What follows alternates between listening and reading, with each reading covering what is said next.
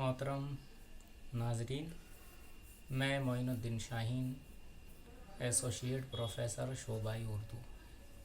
सम्राट Prithviraj Chauhan government college Ajmer, आपकी खिदमत में हाजिर हूँ। उर्दू शायरी हर दौर में अलग अलग मदारिज से गुज़रती रही है। जदीद उर्दू शायरी भी इसका एक ऐसा पड़ाव है या एक ऐसी जस्त है जिसे हम तारीख़ अदब उर्दू में पढ़ते रहे हैं।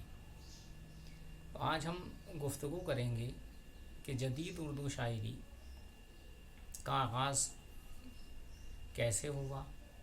और उसके इर्तिक़ाई सफ़र में कौन कौन से ऐसे शायर थे जिन्होंने जदीद उर्दू शायरी को फ़रोग़ देने में जी तोड़ कोशिश की। जब पहली जंग अज़ीम का ख़ात्मा हुआ तो इंसानों की ज़िंदगी में तरह तरह की तब्दीलियां पैदा हुई। अदब भी इस असर से अछूता नहीं रहा। उर्दू अदब पर इसके जो असरात मुरत्तब हुए उसके नतीजे में अब उर्दू शायरी को करवट लेने पर मजबूर होना पड़ा। अब तक जो मौज़ूआत हुस्न इश्क़, गुलो बुलबुल और तायुश पसंदाना शायरी के हुआ करते थे, अब उनका रिश्ता रफ्ता रफ्ता हकीकी ज़िंदगी से इस्तवार होने लगा। और दूसरा ये कि जंग अज़ीम के बाद न सिर्फ हिंदुस्तान बल्कि पूरी दुनिया में रुझानात में तब्दीली पैदा हो गई थी। जदीद उर्दू शायरी की बुनियाद कैसे पड़ी, ये एक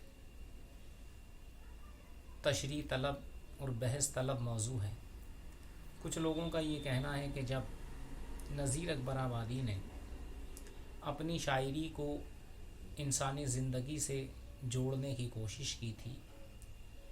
तब इसके असरात हल्के हल्के से दिखाई देने लगे थे। कुछ लोगों का मानना ये है कि नहीं, 1857 ईस्वी के आसपास जब मोहम्मद हुसैन आज़ाद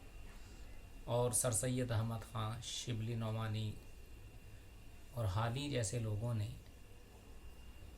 उर्दू शायरी के सिलसिले में अपने ख़यालात का इजहार करते हुए ये कहा कि हमें शायरी का रिश्ता हकीकी ज़िंदगी से जोड़ना है, तो जदीद उर्दू शायरी